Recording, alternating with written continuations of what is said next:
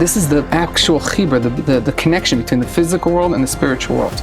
Right there, in this very location. For any rabbi to say it's usher is just, it's really wrong and it's misleading. Do rabbis nowadays have the authority to prohibit mitzvos in the Torah due to their concerns of people abusing it? One day we're going to wake up and we're actually going to build a Beis HaMikdash, and the Arabs are going to be able to tell us, like, what took you so long? They know that this is what we're supposed to do. The fact that we're not doing it is giving them the greatest impetus of all to fight against us, because they're seeing that we don't truly believe it. The core mission of our entire religion, we know nothing about. That's why I think it's crazy. Welcome to another podcast over here at Homebound Eretz Yisroel. We are being hosted here actually by Rav Yehuda Levi, a good friend of mine. He is a Har HaBayis, Beis HaMikdash, Geula activist, similar to myself, except he actually knows what he's talking about. So this is a very special interview because I've been wanting to do this interview with Rav Yehuda for a while now, because I talk a lot, but I don't know what I'm saying. Rav Yehuda actually knows what he's talking about when it comes to the Beis HaMikdash. So we have a lot of questions for him in regards to the Beis HaMikdash, going on to the Har HaBayis. We're here on the ground, on the roof of Eish Torah. Rav Yehuda was so nice to invite us up here and do this on the rooftop. So introduce yourself for a minute if you don't mind, Rav Yehuda. So, first of all, Reb Michal, it's a pleasure. No. I didn't say rabbi, I said Reb. Okay. But I'll, the old joke in Lakewood about how you get smicha, as you say Har Habayit. Michal, it's such a pleasure to be on your podcast. I'm glad we finally got to do this, and I'm really excited to do it here in such a place, Mol Mokum HaMikdash. Very briefly, I grew up in Lakewood, New Jersey, a typical yeshivish upbringing. Went to a regular standard yeshivas. I went to high school in Beis Pinchas. I went to Chaim Epstein for Beis Medrash. After 4 years there, I came to what my plan was, to be here for 6 months and learning yeshivas mir, and then the goal was to go back to BMG and go through the freezer, get married, learn a year or two in Kailo, and go take an HDUS course and become a second grade rabbi or something like that. Hashem had other plans.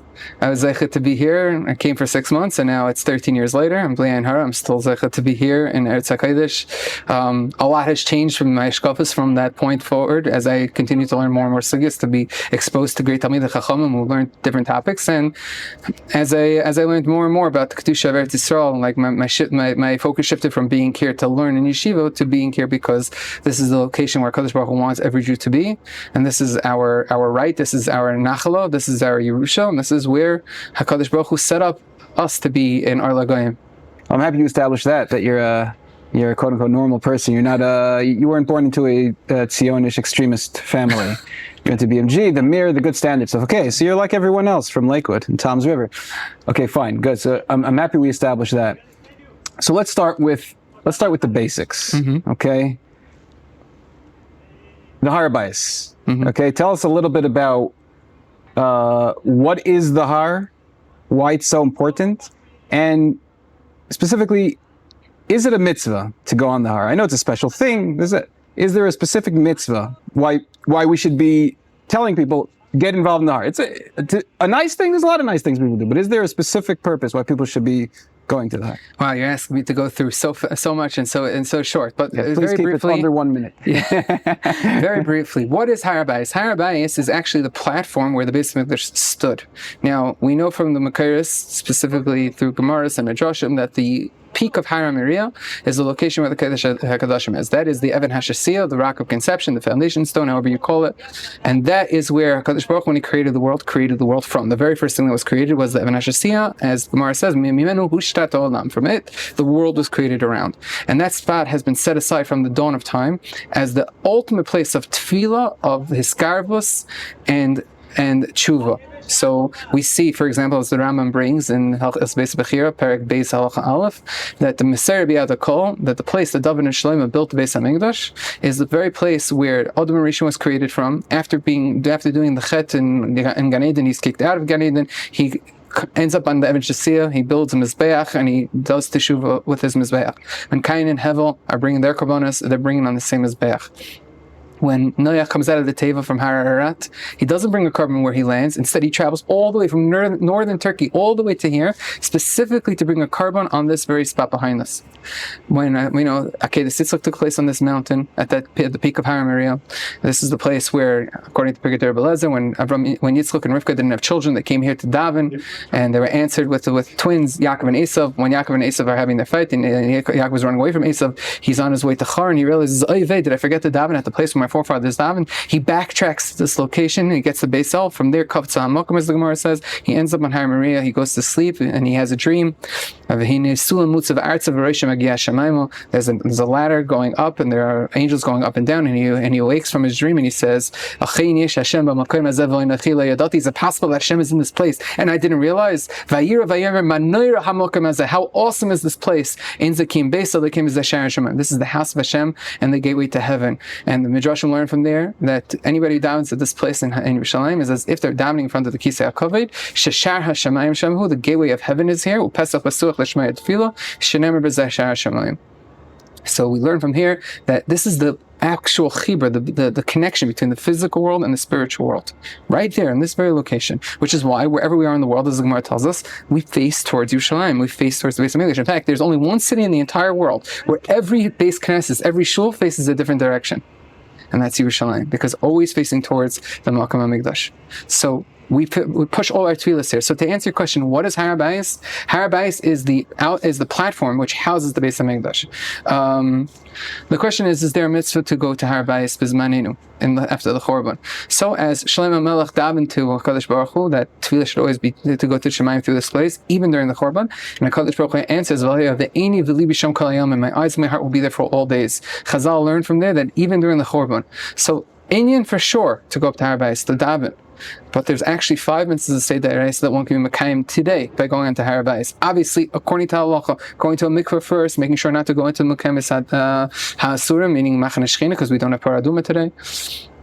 One can be Mekayim the mitzvah Dereis of L'Shechna Sidishu Vasashama, seek out my Shechina and go there.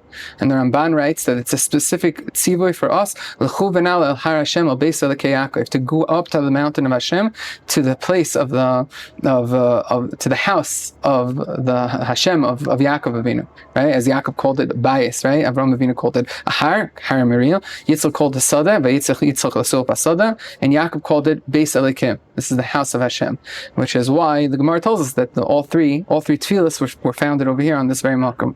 But the mitzvah is to go specifically to the Beis HaMikdash, or to Har HaBayis, specifically to build the Beis HaMikdash. And there's a chiyuv for deraisa for us to build the Beis HaMikdash. Chol HaDeris, as it says, "V'asu li mikdash v'shechani b'seicham."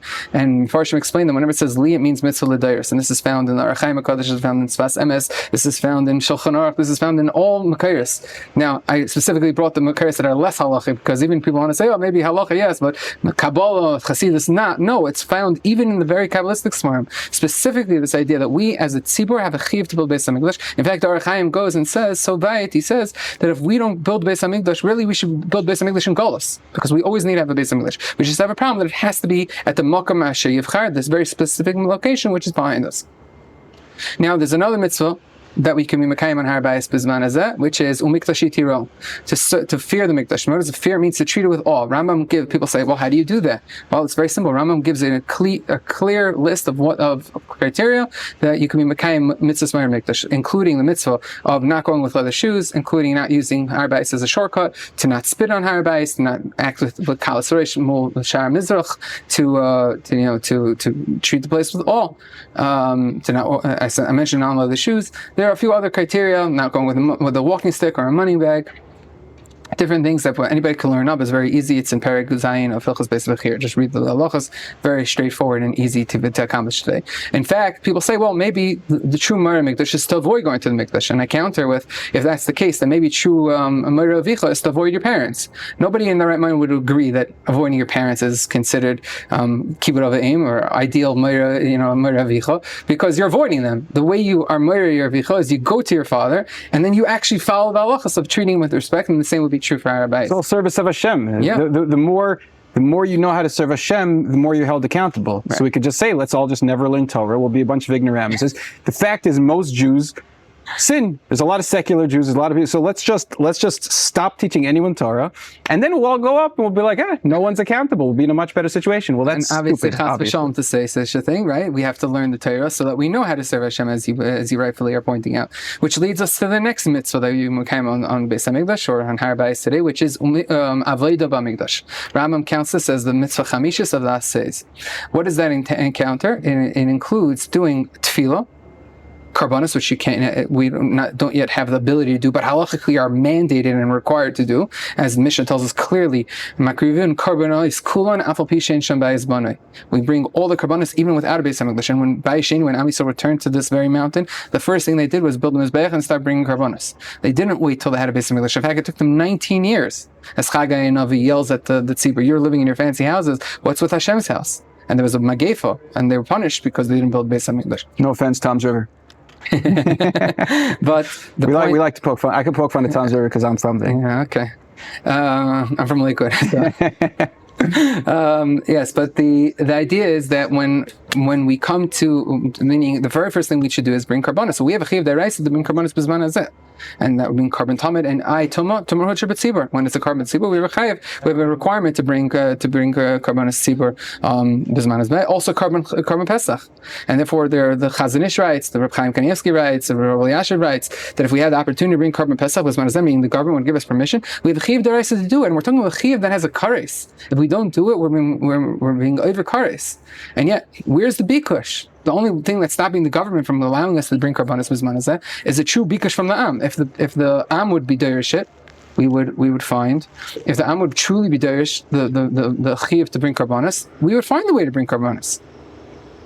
But the practical ways that you can do avodah b'mikdash today is by davening. We have a beautiful minyan every day, shacharis, a few minyanim of shacharis on Har HaBayis with the shtachavaya.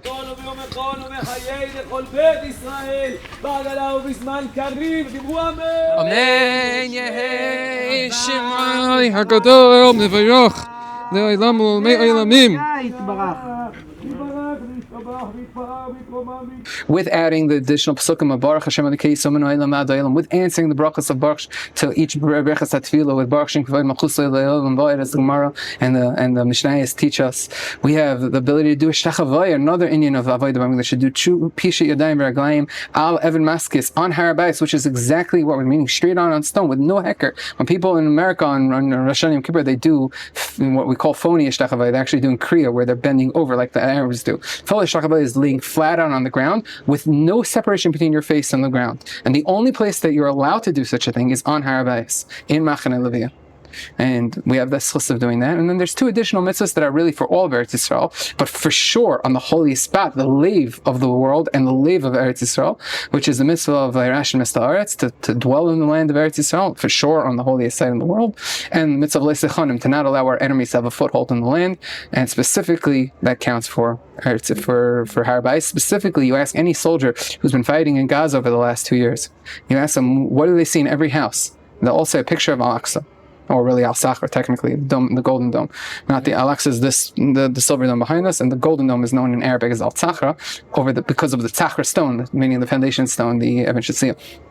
Now, if that's their motivating factor, that's what's giving them their whole impetus to fight against us, is the fact that we aren't taking control over the Melech HaMikdash. That should lend us pause. That should ask us to again, if we have a mitzvah deres of Leisechanim, why are we continuing to allow them to first? They're in our very heart. It's like, does that make sense?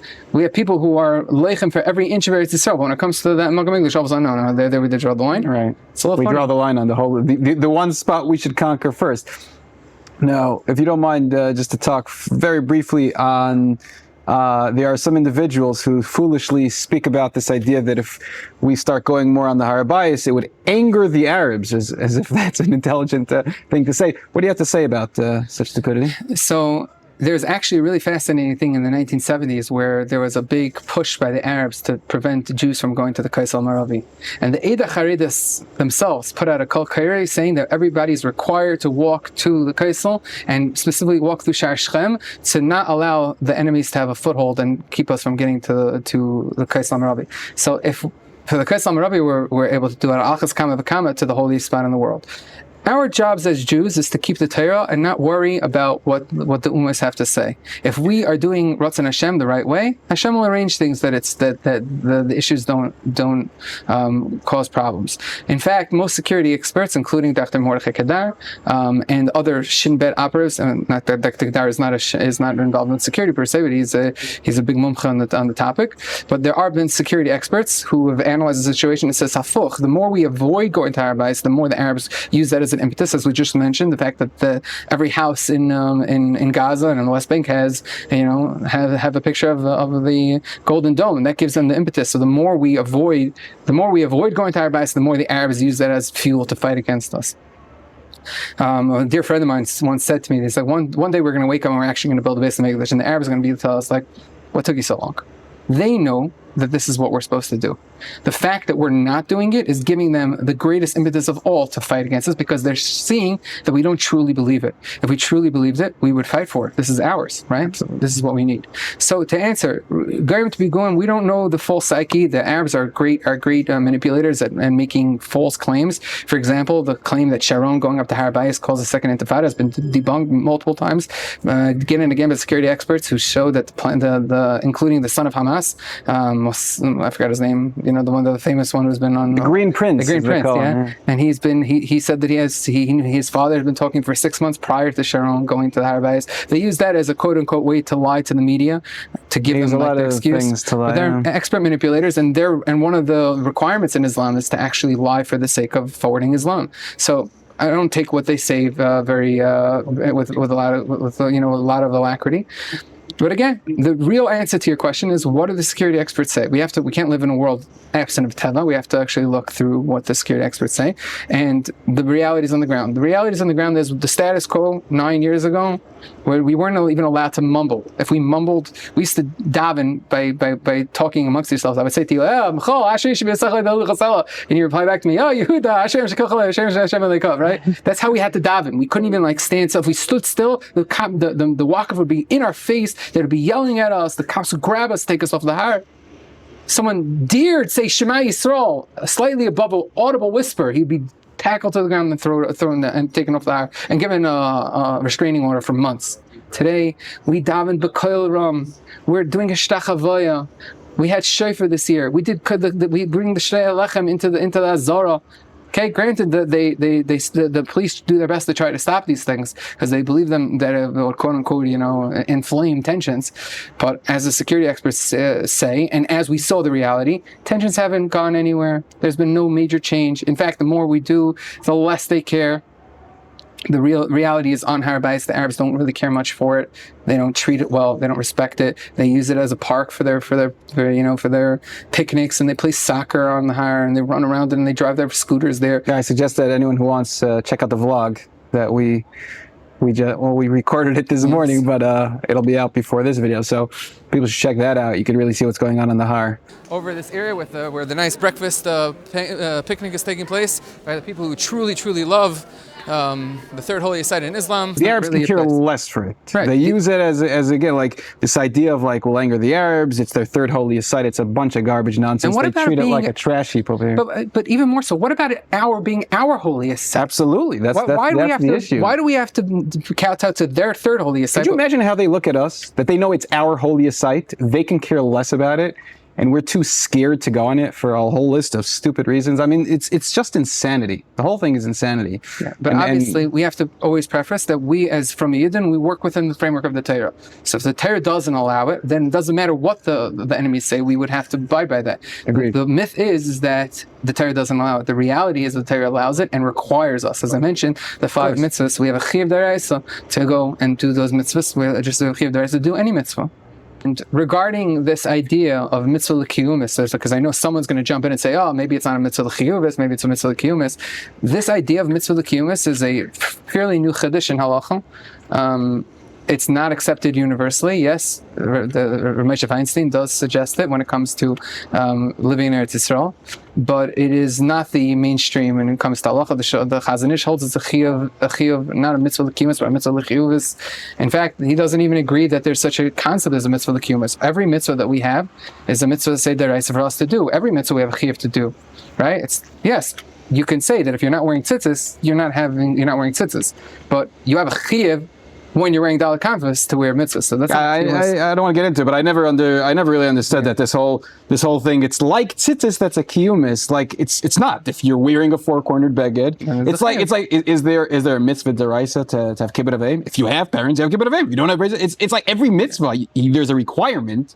As mainstream halacha, again, the vast majority of poskim don't agree with this great chiddush of Ramosha, that there's such a concept as mitzvah l'kiyumis. But it gave Klal Yisrael the heter not to be here. So in which case we put it on a pedestal. It became the most known psak in human Jewish history. Just as the psak of making a tea on a kli shlishi on Shabbos. You know that according to Ramosha, if you make a tea on a kli shlishi on Shabbos, front row Gan Eden, Einik Shabbos. You make a tea and a kli shlishi according to Reb Shlomo Zalman, front row Gehenim. Kares, chiyav chatas. Yet you don't find anybody in yeshiva yelling at you because you hold like Reb Moshe and he holds like Reb Shlomo Zalman. Yeah. Why in that area of halacha we're okay with differences of opinion? When it comes to these areas of halacha, the geula areas of halacha, all of a sudden we're leichem against it, and it lends the credence that this is a political thing, and it's about fealty to the party, than the party line versus what halacha really stands. Right. And the very first halacha in Shulchan Aruch is that we shouldn't be worried about what people have to say. It is our job to do the mitzvahs of the Torah, and if we're clear that this is the mitzvah of the Torah, then we have to stand them and do it. Absolutely. So now I want to talk on this a little bit more, this idea of where it came from, this concept of Har HaBayis is usher. You know, as soon as I put a picture on my WhatsApp profile, like the first time I went to the Har HaBayis, of course, immediately people are like, oh, Michal, I didn't know you're going down that path. Like, whoa, okay. Anyway, it's a lot worse than doing like any aver in the Torah. Like I could have posted McDonald's sandwich, but Har HaBayis. Okay, so I want to talk about that for a minute. So I went to my Rav recently. I won't say his name because rabbis don't like to be associated with saying it's okay to go to the Har HaBayis because then they get a bunch of hate mail.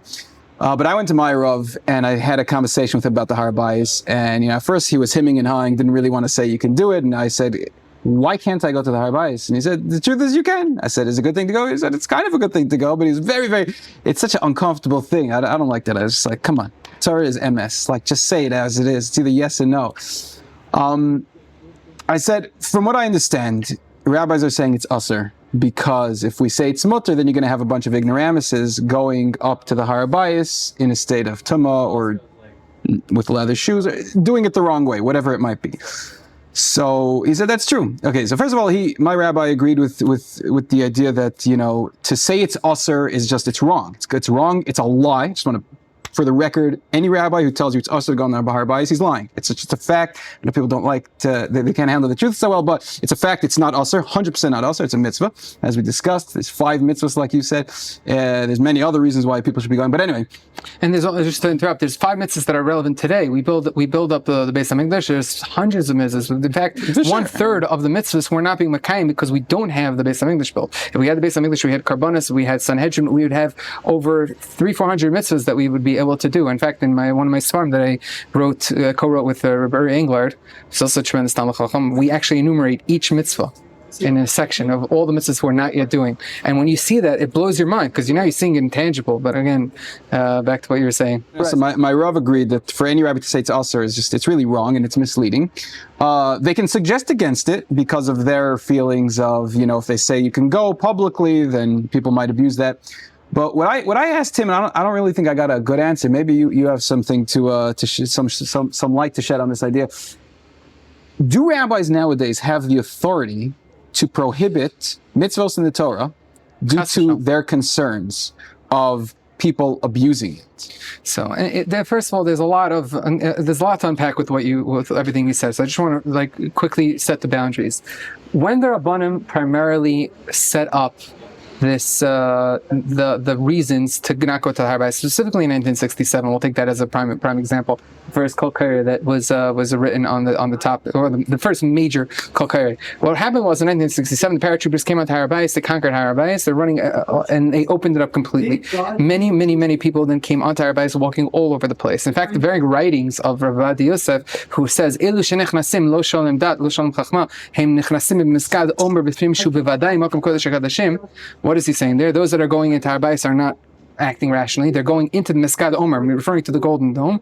Shu bevadai Kodesh HaKodashim. It's the 100% the location of Kodesh HaKodashim, which showcases that we know exactly where the Beis HaMikdash and Har HaBayis. We have a long Messiah on this topic specifically. We'll get to that soon. Yes, but regarding afterwards, the Rabbanim, after they said it was Aser, because again they were trying to be Mania the Isser, there were different shuvas are in sort of what I like to call the shoehorn method, where now that they started with the maskana, that it's Aser, so now they have to like kvetch in reasons why it's Aser. Yeah. So they wrote the shuvas to backdate the Isser as opposed to learning a sugya and coming out halachically what yes to be. From the reasons that are brought up is that we don't know really what Beis HaMikdash and Har HaBayis, so the whole Har HaBayis has a suffix charis, which we have many reasons to negate that, both in terms of topography, in terms of Messiah, in terms of halacha, in terms of many other reasons, which we can go into. Another reason was, as you mentioned, that causes pikulim, the Rabbanan asered it, or lifnei iver, all these reasons that if one analyzes the question and then bases it together with Mekaris, it just doesn't hold a candle.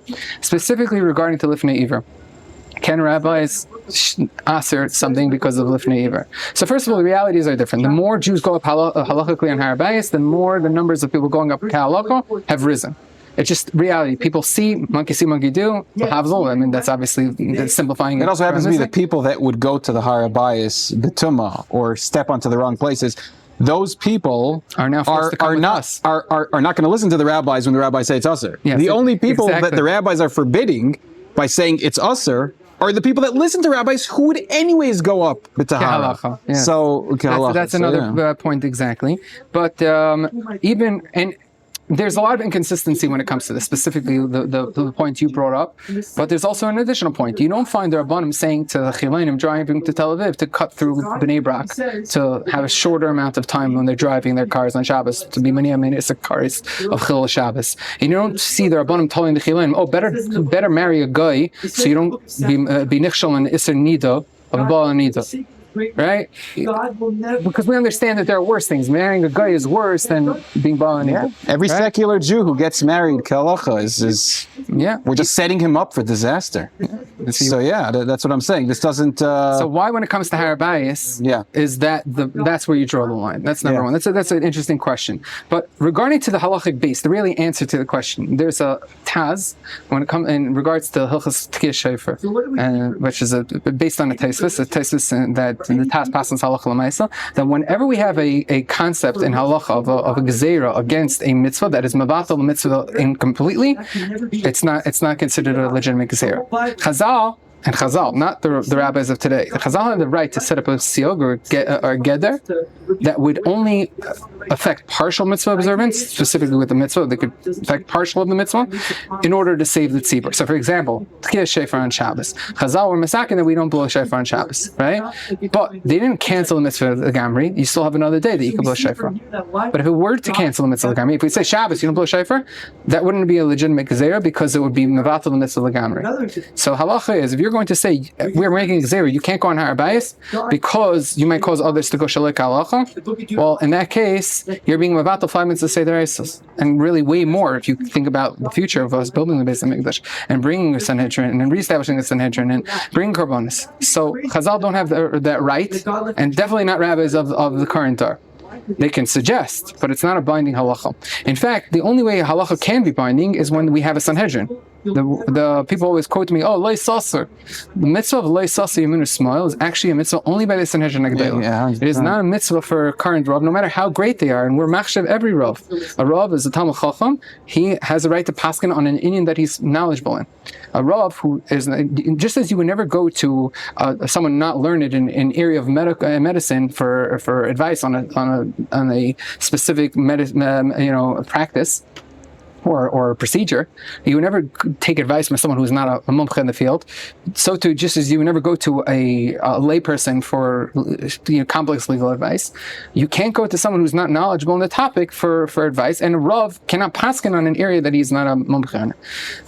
So therefore, and this is not to suggest the Rabbanim in 67 were not mumche. This is to suggest that a lot of the Rabbanim today who talk on the topic of Har HaBayis aren't Talmidei Chachamim, and you could see it in this particular area, meaning they're mumche in Hilchas Nida. They're mumchim in Hilchas Shabbos. They know way more about these topics than I do because they're living in it. they live it and they breathe it, and they're helping their talmidim, and they're helping the people in their communities with it, and kol hakavod to them.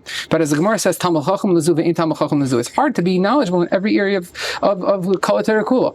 And these topics of Beis HaMikdash and Har HaBayis and Karbonos, they're not topics that are learned regularly in yeshivas because they're not relevant to the Mayin on the day to day. Maybe they should be, but they aren't currently. So to suggest that people need to know these and be holding these halachas is. It's just, people have to weigh their time. They have to become good at the areas that are actually relevant to their day-to-day.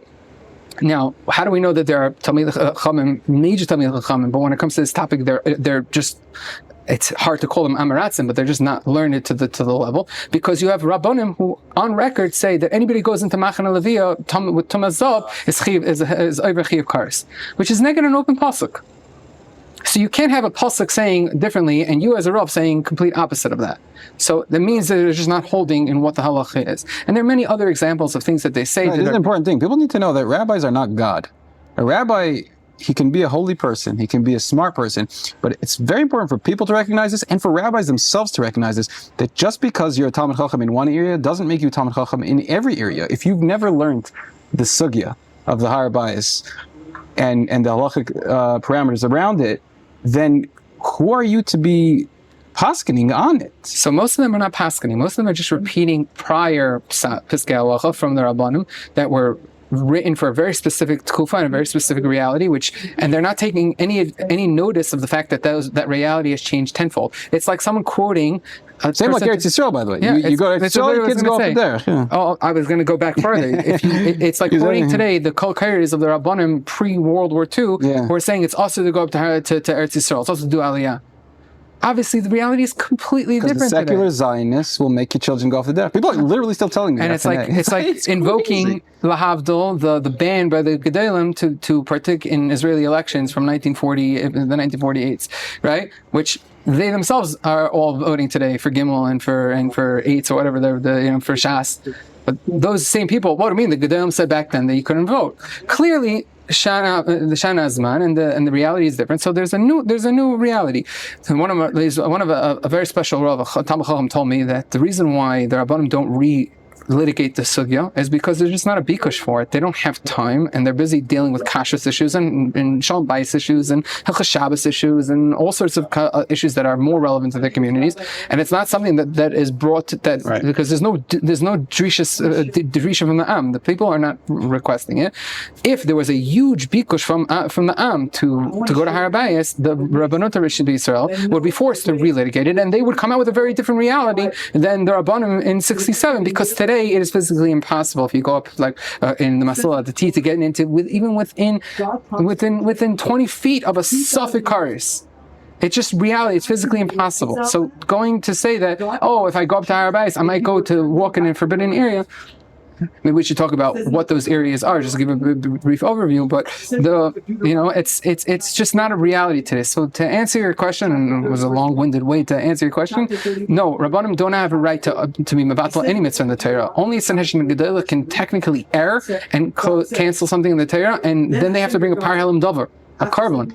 And the Gemara in Hayrius talks about Barichas. If you have a Talmid Chacham who knows that they're erring and he stole Saimech on the Bezdin, then the par helam davar doesn't work for him, because he knew better. It only works for the tzibur that is not knowledgeable enough, then they follow the Sanhedrin. Now, he can't openly go against them, because then he would get into the din of Zakim Mamre. But this is a very vast legal sugya that is brought in Hayrius and the Baiskim and Achronim. The mitzvah to listen to a gadol today, at best, if you go through a lot of, if you jump through a lot of hoops, you can say is maybe the Rabbanim. This is not to suggest not to listen to Rabbanim. Absolutely. But it is to suggest that... Right, people get a lot mixed up. People quote things, halachas, that pertain to listening to Sanhedrin, and they quote that in regards to listening to your modern day local shul rabbi. And again, this is not, like we always say, it's very important to understand that everybody should have das Torah, everybody should have a rabbi, everyone should follow their local rabbi or whoever it is they follow. But you have to understand, it's very important for the people themselves to understand the halachic authority that their rabbi holds. He is not on the Sanhedrin. He does not hold the authority Maybe he could be. of the Sanhedrin. Well, we can't have a Sanhedrin until we got the... Well, actually, that's a whole different conversation, whether we can be Hukam and Sanhedrin. But also, there's... Just from this, the concept here is it's from the ground up. Yeah. If Klal Yisrael cared that we should get rid of that thing and put the actual Mikdash there, which is supposed to be there, if they cared for it and looked into it and pushed their Rabbanim to look more into it, then the rabbis will look more into it. Then they'll come out that you can go. Then we'll go. It's all from the ground up. And it's the same with Eretz Yisroel. This constant, every conversation I have with people about Eretz Yisroel, the immediate fallback is, but my rabbi. You don't even care to be here. You don't care for the Beis HaMikdash. You don't care for Eretz Yisroel. If you cared, if the Klal cared, then your rabbis might start looking into it. Maybe they might realizing that, there isn't a major pandemic of kids going off the derech over here. Maybe they're going to start realizing that you can go onto the Har. It starts from the ground up. People have to stop hiding behind their rabbis. It's a very important thing. What are you going to say? I was going to say also about the Nakuda of what is Das Torah. Das Torah means that when there's an unclear situation where there's no clarity in the Makaris of how to go either way, we trust the Talmud Chacham, who is called Kulei Torah, with his knowledge in Torah to make a guess, and that he will have the Siyata Dishmaya based on his refinement through the world of the Torah to come out that his guess should be accurate. Das Torah never overrides open halacha. Das Torah never overrides any even minhag. If your Das Torah says you should do something that's negative minhag, no, minhag trumps that, because minhag is we can trace it back to how we were naig. So it's the same idea when it comes to just understanding topics. People just talk about it all the time. I'm going to give you a drop of pushback to say that people don't care about the Beis HaMikdash. I think they care about the Beis HaMikdash. They just never take the time to learn that we are required to build the Beis HaMikdash. They just assume because their Mora in kindergarten told them that one day, based on an obscure medrash that Rashi quotes, to understand the Havamina of a Gemara, but Rashi in 4 other places says that we don't paskin like that the Beis HaMikdash will fall down from Shemayim, and the Aruch LaNer gives a beautiful pshat on what that means. It's the neshama ketoif guf. The first we build the guf, and then the neshama can enter inside the guf. But there's a requirement on us, on Am Yisrael, to build the Beis HaMikdash. If they would know that, then they would maybe have more of a drisha. But because they're just relying on what they've learned and great songs like "Bring the House Down" and and someday we will all be together and all this kumbaya and fun things, fairy tale. I would push back on your pushback. I would say people really don't care, because people go to school for 8 years to become a lawyer or an accountant or a doctor so they can make nice loads of money so they can drive the nicest car on the block. Okay? People spend an immense amount of money on that. People who don't go to college spend an immense amount of time building up businesses. When it comes to money, people can put in an insane amount of work and time and studying. People don't even know what the Beis HaMikdash is. They don't even know what the words mean. They don't know. They don't know anything. So to say that they care, it's not true. People want just more paradise. They say, I care, ani mamin be'emunah shalema b'vias HaMashiach, because they believe that Moshiach is paradise. They believe Moshiach is, again, no Yetzer Hara, no one gets sick, money grows on trees, we can eat anything we want. If people really knew what the Geula is, I don't know that as many people would yearn for it. Because people just want ease. They don't want responsibility. But anyway, maybe I have a little bit more of a faith in humanity yet. I haven't been burnt out yet. I have faith in humanity. I just think in the Jewish nation, I do believe that there are those. I think there are those people, like you suggest, that just don't care. But maybe it's not coming from a bad place. It's just coming from a lack place, almost like a quote unquote tinnik shenishba, if you will. Yeah. But there are those who starts from and who really do want to do the right thing, but they're so in the system, and so the cognitive dissonance doesn't allow them to really learn the sugya barichus and come up with a different maskana. I'll give you an example. There's a certain Rosh Hashiva whose children came to Har HaBayis with me, and this Rosh Hashiva called me up, and he was displeased, and I totally understand why he was displeased. And then we started having a conversation, and everything. The conversation over a 45-minute period went from Isser Kares to all the way to the fact is, yes, it's motor lichatchila, but the Gedolim say not to do it, so I'm not going to do it. He went from that full transformation because everything he threw at me, I was able to bring sources back. And I always say this, like, I heard this from a Talmud Chacham. He said that if you ask a Rav about why if you ask someone who doesn't go to Har HaBayis why he shouldn't go to Har HaBayis, the answer ultimately boils down to the Gedolim say it's usher. But if you ask someone who went through the sugya about why you should go to Har HaBayis, he'll start with the sugya, he'll start with Pesukim, he'll start with Gemara, he'll go with Rishonim, Achronim, Pesukim, right? And then finally, maybe at the end, he'll also show you a vast list of Rabbanim and Gedolim throughout the Deiros who went up to Har HaBayis and spoke about going to Har HaBayis. Yes, it's true that in the last 100 to 200 years, there are Rabbanim who asked for going to Har HaBayis. But they themselves, in their own writings, you're able to see through, based on their other Pesukei and Peskei Halacha, in other areas when pertaining to the Mikdash, show that they also agreed to the vast Messiah and the vast Halacha of knowing where things were, and therefore knowing where you can go on Har HaBayis and where you can't. In fact, regarding the Pesach of where Zaka members and Koiches HaBitachon can go onto Har HaBayis, when Kohanim should go in to take a mace out of the Machane Shechina, if a mace dies there, who should go in? It should be Kohanim. Now, a Kohen is not allowed to become Tamei Mace. Only in the Mikdash, he has a Chiyav D'Oraisa to remove the Tumah from the Machane Shechina. If you're not 100% certain where Machane Shechina is, you can't tell a Kohen to go in. And yet, these are Banim with alacrity, Paskin, the same Gedolim that are rain on the Kol Karei, also go to Har HaBayis, say with alacrity, in these areas on Har HaBayis, based on this map, only Kohanim should go in. So clearly it shows that they actually do know the halacha. So the reasoning for telling people to not to go is maybe based on something else, but not based on the halacha. What's up, guys?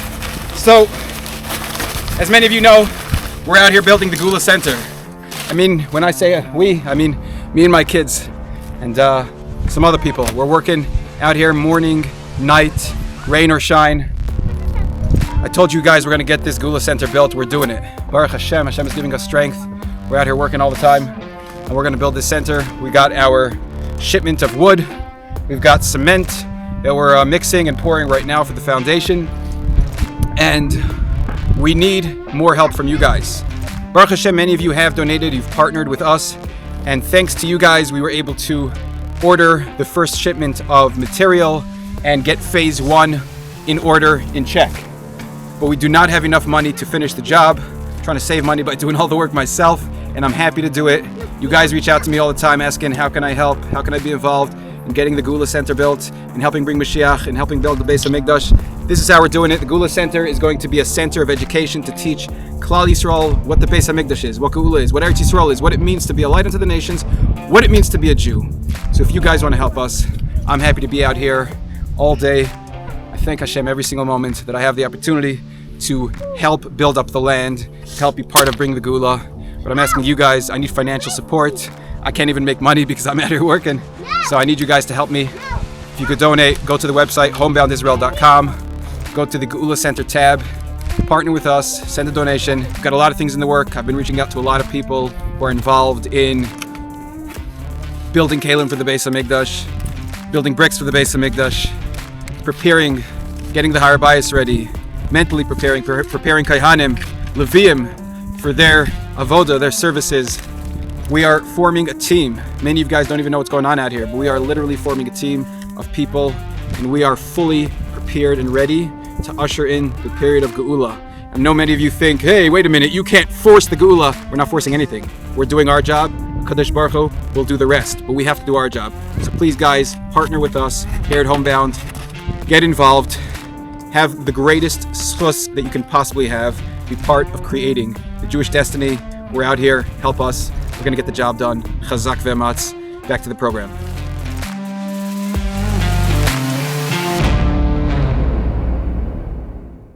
All right, so let's go to the next part. I actually have a lot of questions. I don't know if we'll be able to get to all the questions, but I just want to just debunk some myths and ideas. Okay, so now the next famous idea behind not going to the Har HaBayis is we don't know where the exactly where the Mikdash was, the exact dimensions. Obviously, this is something you have a whole what's the PowerPoint on, and again I saw on Yehuda's computer. I mean, dimension, unbelievable the work you have.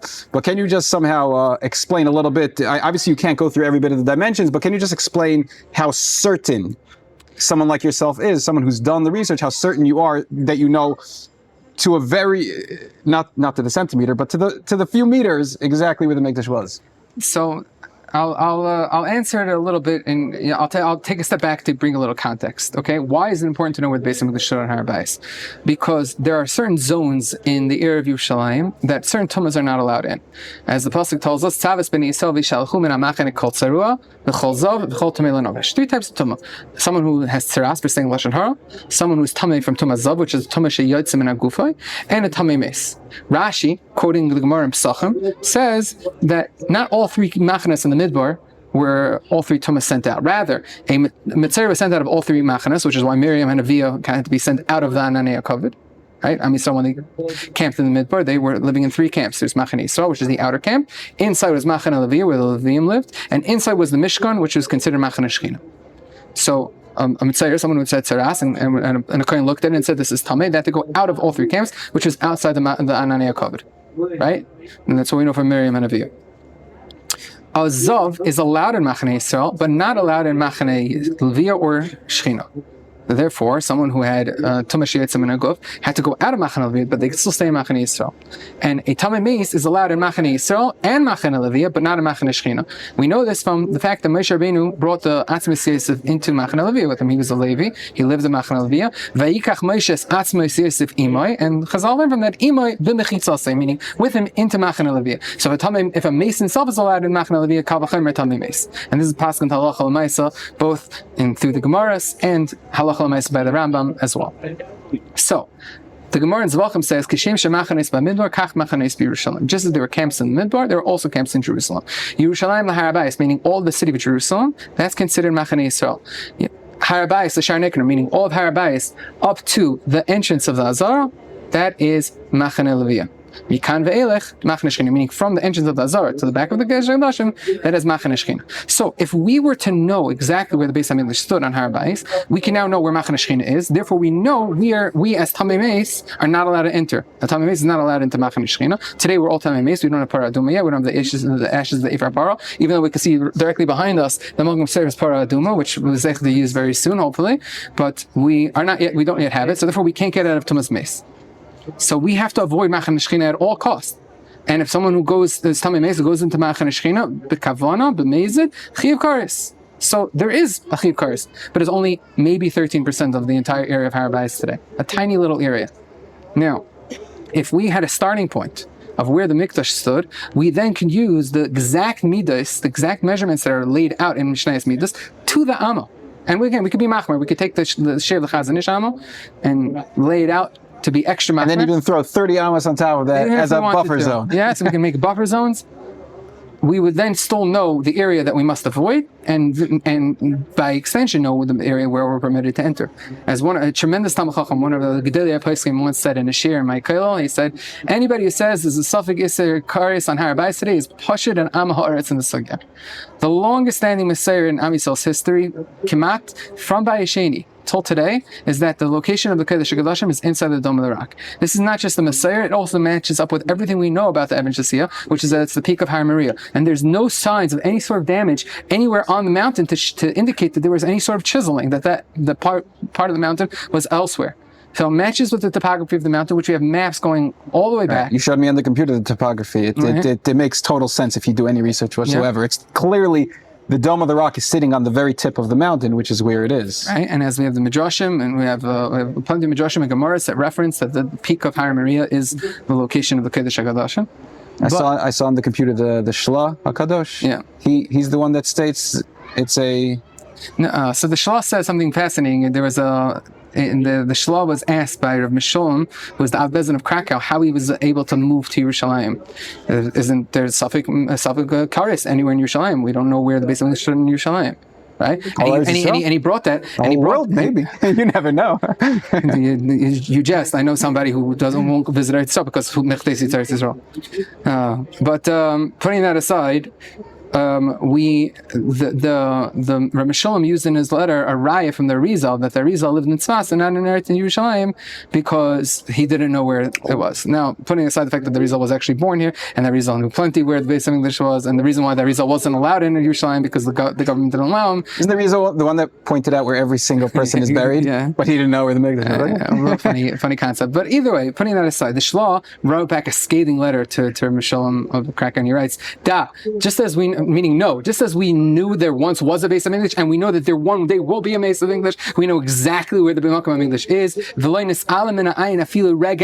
It never was lost from our eye, even for 1 second. And he said, even though that Jerusalem went from kingdom to kingdom, meaning different ownerships and different empires that controlled it, it was never lost from us. The Makom HaMikdash stands there. But the Radvaz, Rabbi Dovin ben Zimra, who was the Rebbe of the Arizal, and the Rebbe of Rabbi Yosef Cairo, and the leader, the chief rabbi of Cairo, before he was briefly chief rabbi in Yerushalayim, before he was also exiled by the Ottomans to Tzfas, where he lived and died. The Radvaz writes that Ein Safek Shetachas HaKippa Sham Te'eh Even HaShasiyah B'li Safek Hanikar Etzam Al Tzachra. I'll translate. There is no doubt that underneath the dome there lies the Even HaShasiyah, the foundation stone, the rock of conception. Without doubt, he says it twice, without doubt, Ein Safek Shetachas HaKippa Sham Te'eh Even HaShasiyah Hanikar Etzam Al Tzachra. There's no doubt that under the dome there lies the rock of conception. Without doubt, that's called by them Al Tzachra. I once did this as a social experiment. Whenever I had an Arab taxi driver take me to the Kaisel on Arab Shabbos, I would ask, Al Tzachra, and then of course they love sharing about, the name. They're all excited. Ask any Arab where Al Tzachra is, he'll point to the Gold Dome. Ask them where Al Aqsa is, they'll point to this thing here. It's clear cut, it's known, it's well documented. And the Radvaz writes that Ein Safek, and then at the end of Vishuv he writes again, Ein Safek Shetachas HaKippa Sham Te'eh Even HaShasiyah She'aleh HaYeshiv HaOrim Beis Kodesh HaKodeshim. That under the dome is the Even HaShasiyah, where the Aron HaKodesh once sat, the Aron HaBris sat in the first Beis HaMikdash, and that is used halacha l'maisa by the Bach, by the Shari Tshuva, by the Chidah, by the Marit. So many other places can rely on this Radvaz. But again, the Radvaz is not saying his own Chiddush, he's repeating the Messiah that we have from Beit Shein. And there's a sefer that I had this chus of helping to restore called HaMaseres Al Makom HaMikdash, where it goes through literally every dar, every source, every source and Makar, going through from Beit Shein till today. I did a small likud of it on the Beis Hashem website, where you can literally go through Makaris. I bring the Hebrew and the English. You can read it for yourself. You can see this concept. BeisHashem.org. Check it out, right? Beis Hashem? BeisHashem.org. .org. Yes. Check it out, guys. That's our dear friend Tzvi Arenstein's website. And again, the purpose is that the more you learn the sugi, the more you realize that this was not a thing that we avoided. Throughout the generations, people always yearn to come to the Har HaBayis. The Rambam himself, the Rambam who holds a Kitri Sheni Kishel Shai Tevila Asilava, meaning that there's a Isser Karis on Har HaBayis today. He himself enters Har HaBayis, as he writes, V'nechnasti lebayis hagoda v'hakodesh v'spalati boy. And he writes in another letter, he writes, V'ani v'avimori halachti b'beis Hashem b'rogesh. Only references that can be used to describe the Makom HaMikdash. He actually did it in a time of grave danger. He came during Crusader rule. He dressed up as an Arab, managed to get him to Har HaBayis and daven there. Clearly not a Machan Shechina, but at least on Har HaBayis B'atzmo, and he was able to daven there. And he also writes at the end of his writings, he writes, the day that he went up to the Har HaBayis, he made into a Yom Tov for the rest of his life. He made a Suda to celebrate that. 2 days he celebrated. 2 days. The day he arrived in Eretz Yisroel, and the day that he went up to Har HaBayis to daven. 2 things the Rambam felt he should celebrate are the 2 things that millions of Jews think are also. Okay. So just to end this portion, again, just seeing on your computer, and talking to you today for, I don't know, it could have really been proven in about 20 minutes, seeing the Messiah, the history, the topography, the geography. It's really, we can prove in 1,000 different ways that we know basically exactly where the Mikdash was. Again, you want to give yourself a 30-meter buffer zone. That's what we do anyways. We're walking around the very outside border, again, so we're just going to go through real quickly. We're debunking over here. Are we pissing off the Arabs? I hope so. Okay? That's a stupid thing for anyone to say. Do we know where the Mikdash was? Absolutely. You want to give yourself a buffer zone? Go for it. Okay, it's not us, sir. Thank you.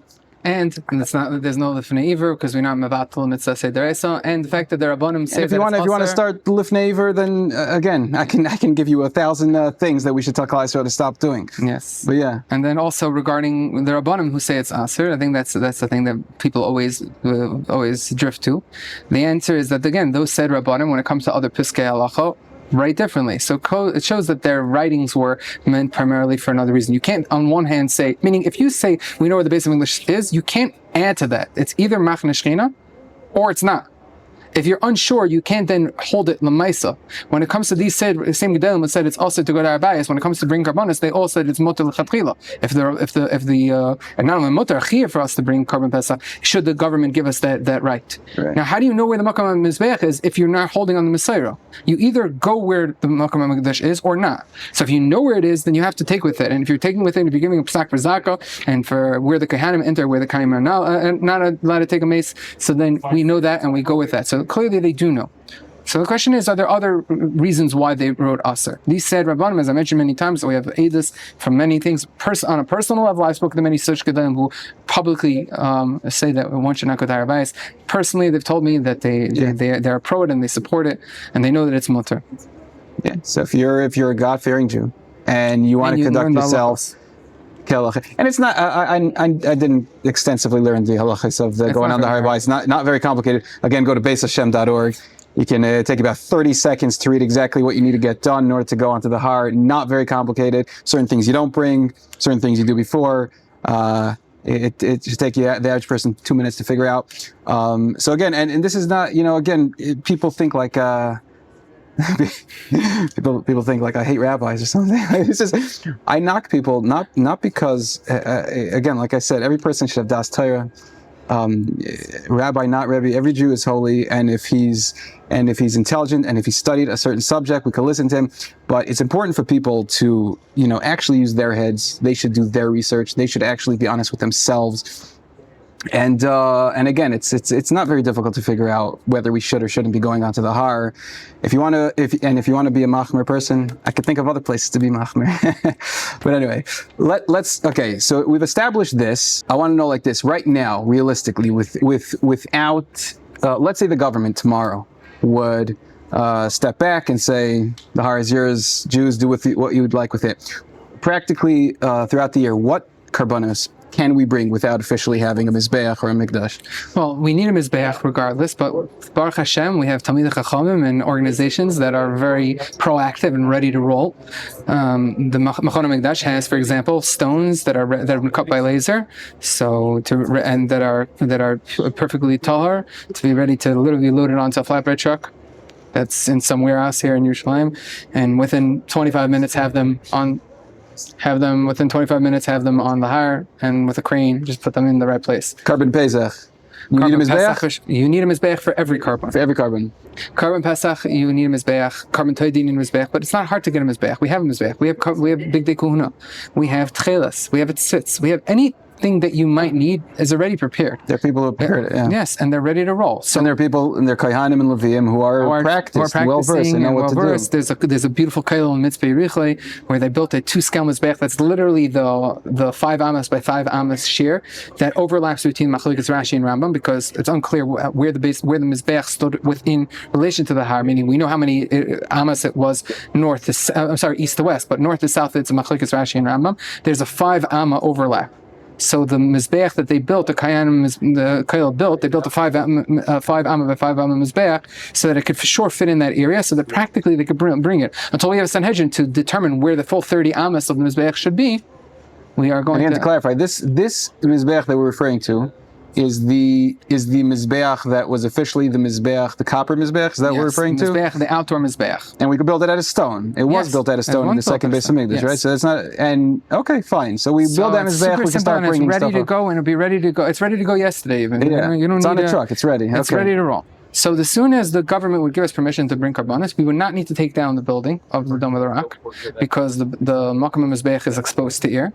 So you just build a Mizbeach obviously making a gather that Machane Shechina, only those who are Tamei Meis, who are not Tamei Meis can't go in there. There are Kohanim who were not ever exposed to Mason. They were born not in a hospital, and they were machmer upon themselves to never become in Tamei Meis. We do have Kohanim like that. But even if we didn't, we would also need those Kohanim for the Paraduma, correct? Yes, correct. But we have those Kohanim. Again, Lav Dafka. There's Machalikas Rishonim and Achronim about this. But again, we want to be machmer, so we're going to... everything had homebound to Eretz Yisroel, we do l'chomer everything. So we have such Kohanim. But even if you wouldn't have such Kohanim, Toma Hutcher B'Tzibur, which means a carbon tzibur, and the carbon Pesach, which is the only carbon that is not a carbon tzibur that is required to be brought when we have the opportunity, would be brought on there. So every day we'd bring the carbon taida first in the morning and the afternoon. And I just want to take a second. If we try so hard to do tshuva and to be able to air ourselves. If we understood what the Gemaras and Psukim talk about going to sleep after the carbon taida was brought, you're nucky from Avera. Person that spoke Lashon Hara by accident that day, carbon taida, he did teshuva before the carbon taida was brought. He's clean. You know what a bracha that would be. You know how Jews love segulas, by the way. This is like segula on steroids. It's just like you don't even need a segula. It's literally straight up in the Torah, as Rabbi Kiva Eger once said. Easy way out. If the Aser Sedibus were written in the Pinkas HaKahal, they would be much more observed. Lahavdol. So yes, we would have carbon taida both in the morning and the afternoon. Every Rish Chodesh should be carbon musaf, which is a carbon tzibur.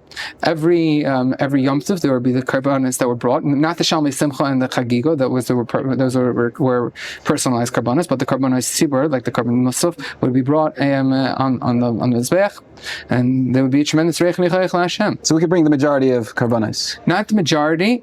But the majority, we would bring the carbonates that are part of our daily routine.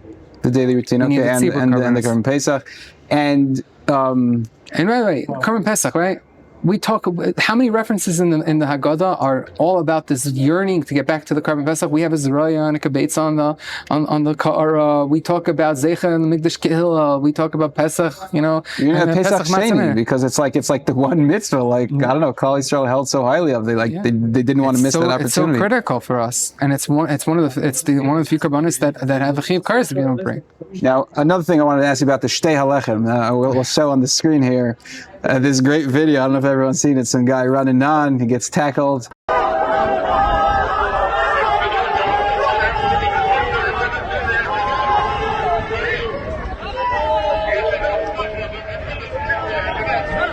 Tell me about, was that legitimate? Can you bring it? Did he bring it properly? Was it done? One of the beautiful things about the Shtei Halechem, and for the record, I had nothing to do with it. I did not know it was happening. Explain what the Shtei Halechem is. So on Shavuos, one of the carbonas that were brought in the Beis HaMikdash on Shavuos was the carbon Shtei Halechem. It was 2 loaves that were baked in the Azara. They were menachas. They were then waved, and then together they were brought 2 kvasim, two sheeps. It was a very important carbon, and in fact, the Torah and the Gemaras talk about that if we bring the Shtei Halechem, when there was zeichet a lot of rainfall, and we can see how that bracha is makuyim currently. The amount of rain we have this year is amazing. More rain this year than a very, very long time. Yeah, but it's an avtacha from HaKadosh Baruch Hu, so why are we surprised? But wait, so the Shtei Halechem, was it brought properly? You said you need 2 lambs. It's actually, yeah. So there's when the Avreichim that were behind us, a lot of them related to this kail that we discussed, that were in Mitzvah Yerichah where they practice. They actually prepared the Shtei Halechem prior, which was one, b'di'evid, because it really needs to be baked in the Azara. But if they did it in the Azara, it wouldn't have happened. And then they managed to smuggle it on. They had 2 Kaihanim wearing b'di kuna with a clay matchis, and they basically ran in. They had a bunch of Bacham created a diversion on the northern side. They ran into the area of the Azara. Once they were in the area of the Azara, they washed it. They did kiddush yadayim reglayim with the water that they brought on, and then they managed to wave they did the tenufa of the Shtei Halechem before they were tackled by the guards, who then took them out. Did all this within 3 seconds on the run.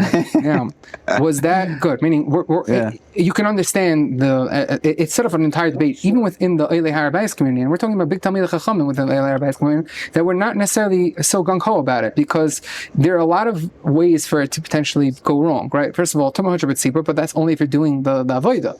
Is this considered doing the avodah? Right? What about the fact that you have to be super careful that those breads get burned? If they got confiscated and someone by accident ate that, that's a huge nichshel. Also, is a ma'akiv the fact that you're not bringing the seir? Did you condone this behavior? So I personally, for the record, for the world to hear, I personally was very happy that the carbon was done. there's obviously big Talmidei Chachamim who were involved in the decision to do it. Tremendous Talmidei Chachamim who are Bakim and Kol HaTorah Kula and Shas, Bavli, Yishalmi, Sifra, Sifri, you name it, they're holding in it on a level that I can only hope and dream to maybe get to their toenails. That dealt the sugya, they learned through the sugyas. Lamaisa Rambam says that the seirim are not ma'akiv, meaning if you did the tenufa of the menachas and then whatever reason the lambs had a mum, it's not ma'akiv, it's still considered as the Yishdei Elechem. And Baruch Hashem, they were able to get the breads off and burn it outside by some miracle. HaKadosh Baruch Hu was really watching over them. They stole the breads back. Yeah, they managed to smuggle them off the Har. It's incredible how they managed to do that. I think the cops were just so not focused on the bread thing, they were just focused on the fact that these people ran in, and again, showing how rare it is for anybody to break rank and go into a potential isser, because the cops won't even let you, and it's only because of the diversion were they even able to get as far. People think that it's like something special that Trump just went in and like kidnapped the president of Venezuela. This operation was much more significant. Baruch Hashem, because it's related to the Avodah and the Mikdash. But to think that for the first time in over 2,000 years that the Shtei Alechem was in some way was done on Har HaBayis is an incredible thing. So if we pile up like 15 b'di'evids, it's possible that this carbon was brought properly. I don't know that it's only 15 b'di'evids. I think it would be far less than 15. Yeah, okay. It sounds like there's a lot of things. No, there's a sugya, and again, Talmidei Chachamim will always learn up a sugya, and people. But it's possible that it was brought properly. Yes, or it was kosher. It definitely wasn't brought lechatchila. Right, not lechatchila. But I'm saying, was it enough of a b'di'evid to be mater the so much of it? I think so. But again, that's my opinion. I understand that other times. And it's possible there's a connection between that and the immense rainfall this year. Oh, no doubt. I want to ask another question. There are people who say, the kosel is holy. There are people that I think misquote this idea that the kedusha never left the Western Wall. From what I understand, there's a little bit of a mix-up with what the Western Wall is. Can you just talk about this a little bit? First of all, is there something special about praying at the kosel? Is there something special about the Western Wall other than the fact that it's one of the retaining walls of the Har HaBayis? And what's this idea with this kedusha that never left? Okay, so there's a few midrashim that get jumbled together in a chalent, such as the Western Wall not being destroyed, which is referring to the wall of the city. And then this medrash of Loizaz the Shechina Mekaisel Amaravi, and then the Western Wall of the city of Yerushalayim. That's the wall that wasn't destroyed, that the general had to jump off of. Nothing to do with this one. Nothing to do with this wall. Wow, a lot of misunderstandings. You can literally see that not only this wall, you can look.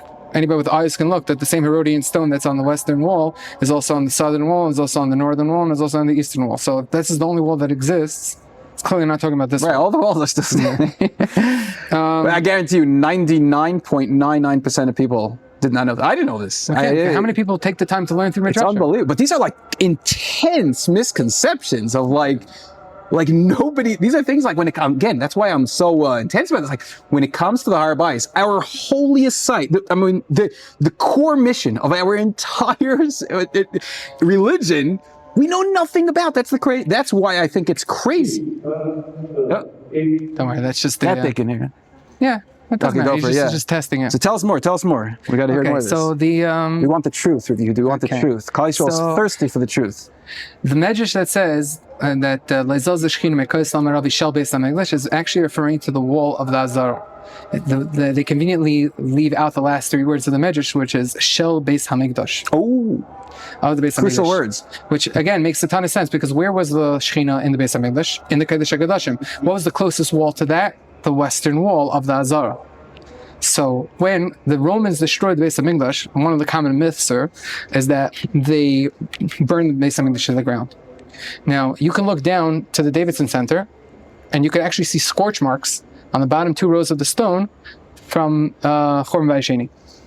Like the Gemara in Le'achber talks about, when you scorch a field and you scorch stone, right? The stone gets burnt marks, scorched, but there's no, the stone still stays. Yeah. Stone does not burn. No. The vast majority of the Beis HaMikdash and Har HaBayis was, in fact, built with stone. I'm no scientist, but as a citizen of Judea, I have now become a little bit of an expert in stones. Stones don't burn.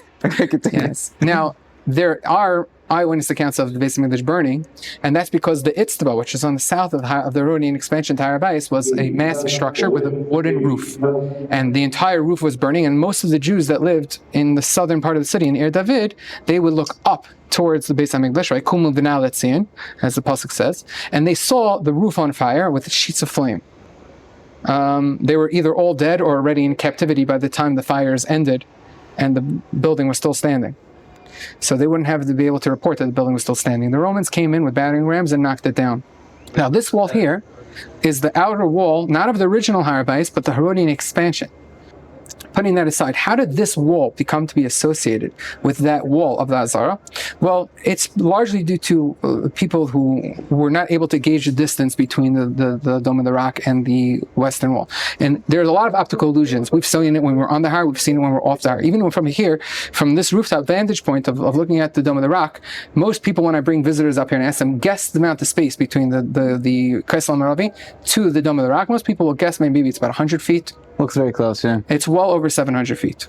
It's over 200 meters between this wall and the Dome of the Rock. You just can't gauge the distance because you're not familiar with how large the Dome of the Rock building is. Even on Har HaBayis itself, you have certain vantage points where you can't gauge the distance. Now, if you're down at the Kaisel Plaza, you even have less of a vantage point, right. And you can when I ask people down at the Kaisel Plaza to guess how many distances, most people tell me 15, 20 feet, maybe 30 feet. But it's over 700 feet. So people over time erroneously began to associate this wall with the wall of Lazar, and that's where the minhag comes to put notes into the wall as well. Again, it's inconsistent, because if you hold that this is the wall of the Azara, even erroneously you believe that this wall is the wall of the Azara, then you can't approach it, because then you're entering to Machane Shechina, which means your Tamei Mei is going to Machane Shechina with a Chayav Kares. Which is why at least the Briskers are consistent when they don't approach the wall. Because they have a Messiah, maybe from Brisker Rav, who is machmed that this might be the wall of the Azara, again, based on no evidence at all, because anybody who can look to see how much space there is can see that it can't physically possibly be the wall of the Azara.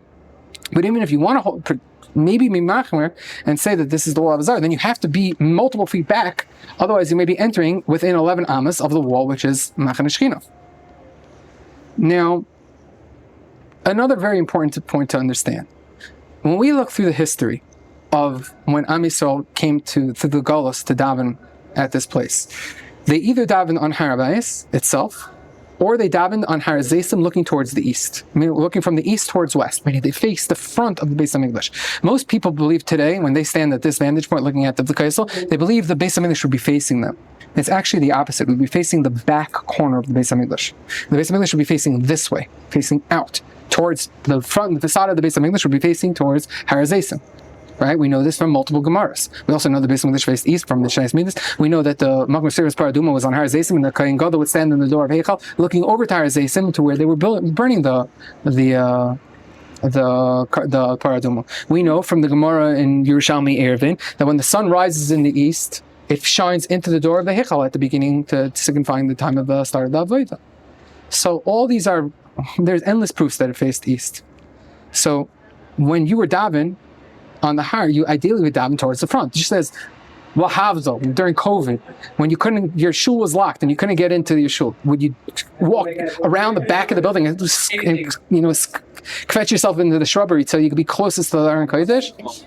Are you facing the back of the shul, or would you go to the front of the shul and face towards the front, like you would always do? When you're davening the shul, you daven towards the front, right? That's the way you do lahavdol. So the same thing. When most people would daven on Har HaBayis, they would daven either on Har Zaysim, as the Kaftar of Ferach writes, and many other sources write, or they would daven on the Har itself.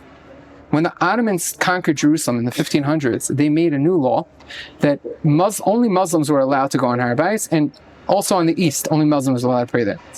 They forbade any Jew from praying on the east or on the Har itself. A lot of the times where we start seeing a lack of visitation to the Har HaBayis comes from that kufa, not because of a halachic reason, but because of a governmental reason.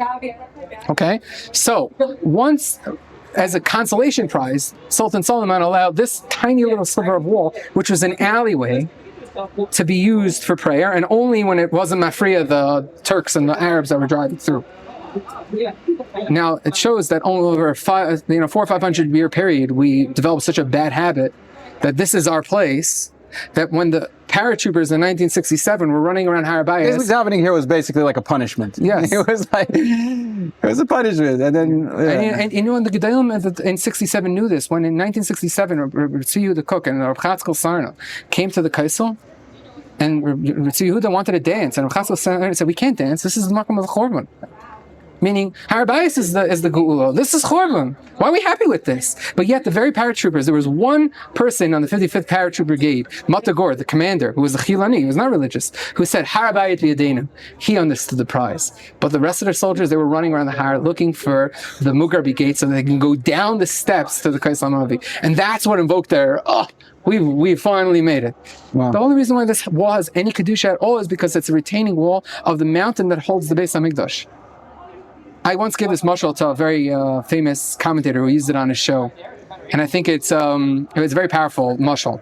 Someone who davens at the Kaisel is lahavdil, like someone who waits his entire life to go to Disneyland, and he buys his tickets, and he gets his plane ticket, and he flies out to Florida or LA, I always forget which one is which, and he gets there, he lands, he gets in his rental car, he drives up to the park, he goes to the parking lot, parks his car, and stands by the chain link fence looking at the park, and he stays there, and he's watching the rides going up and down, and he sees the fireworks in the distance, and finally the park closes, and he goes back into his rental car, he goes back to the airport, he flies his plane back home, and he says, hey everybody, I went to Disneyland.